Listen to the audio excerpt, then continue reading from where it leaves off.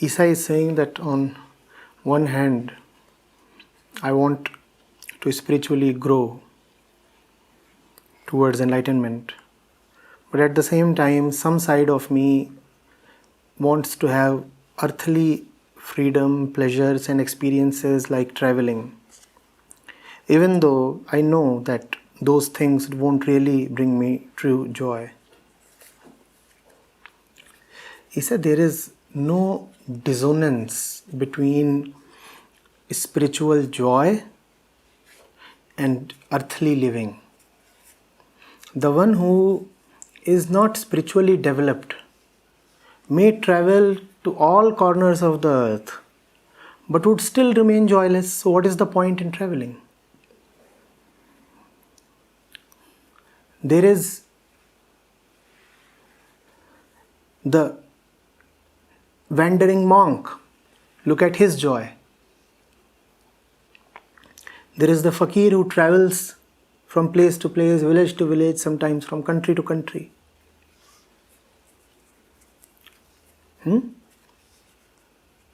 Traditionally in India, sadhus would forbid themselves from staying too long at any one place. They would just keep traveling.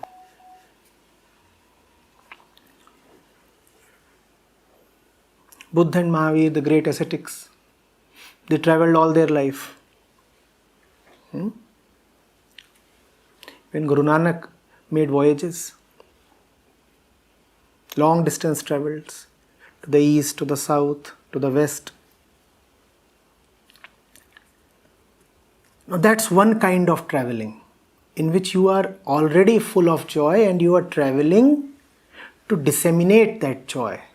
You are traveling so that even others may have that joy. And then there is the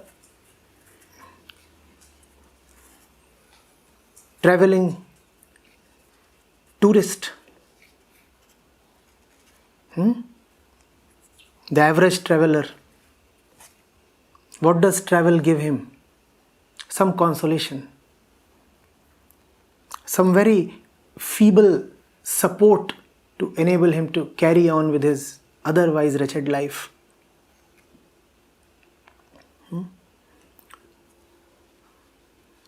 Once a year, twice a year, he saves money to travel. And not much good comes out of that travel. Because he is not internally complete. Even the earth discloses its real treasures only to the spiritually accomplished ones. To the spiritually accomplished one, the earthly living itself is heavenly. And that would also tell you what is hell. The one who is not spiritually accomplished, to him, the earth itself is hell. So it is not as if there are two different worlds offering two different kinds of joys. That is the mental model you are coming from. You are telling me there is the earthly joy, which is an inferior kind of joy, but still quite alluring. And then there is some kind of metaphysical, transcendental joy, spiritual joy. And the spiritual joy is quite attractive, but it seems to come at the cost of earthly joy. No, wrong. That's where you are mistaken. The spiritual joy does not come at the cost of earthly joy. In fact, there is nothing called spiritual joy. All joy is earthly, because all joy is to the one who is a product of the earth. No man, no joy. If there is no Isa, who is there to be joyful? And Isa, who is she? Someone who has arisen from the earth. Who are you? You are the soil, you are the water, you are the sunlight, you are the air. Without these, would there be any human being?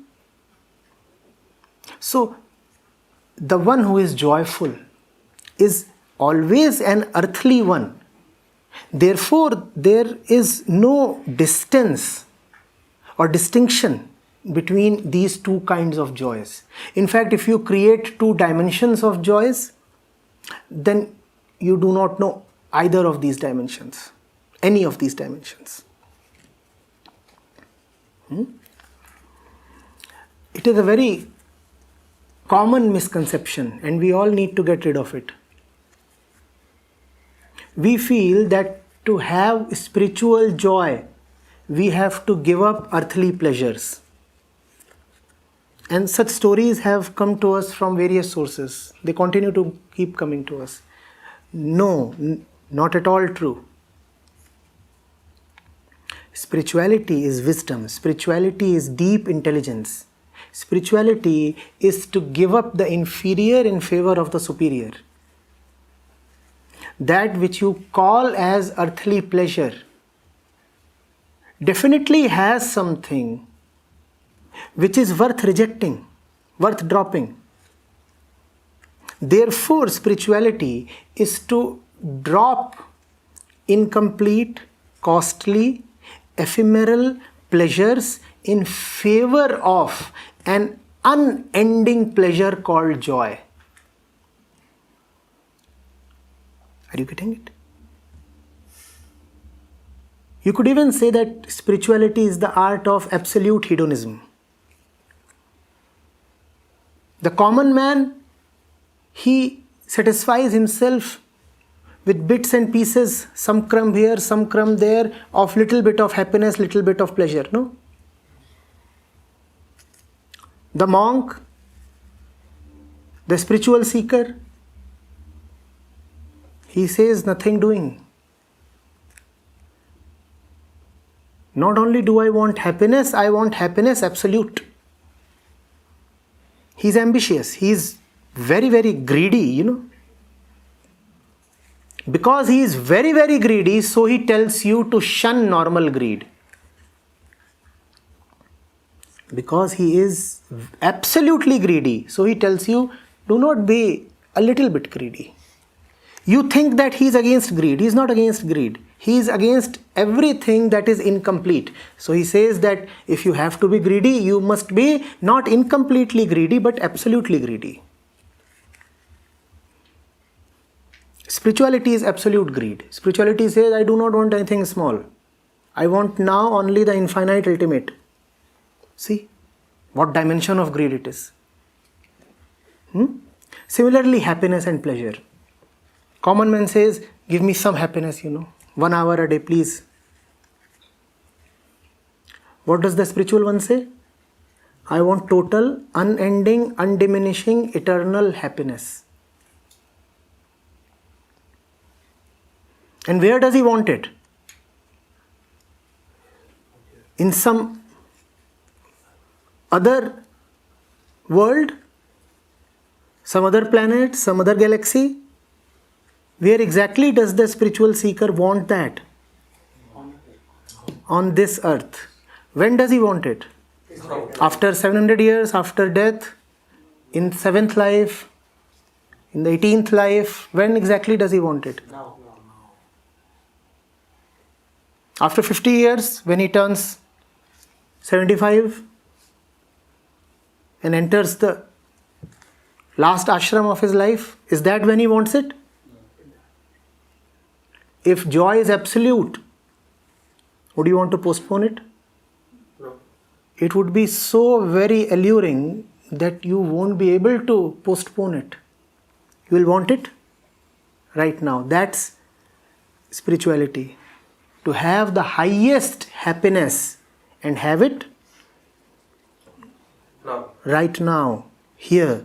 The highest right now, right here. Getting it? Now do you want the earthly things? Are they still attractive? If the earthly things are attractive, then that should tell you that you have a faculty for attraction. If even a little attracts you, it should tell you that you know how to get attracted. And if you know how to get attracted, then how would you feel in front of the immense, I repeat, if even the little attracts you so much, what would be your condition in front of the immense? You would go bonkers. That's how the spiritual mind wants to live, in an absolute craziness.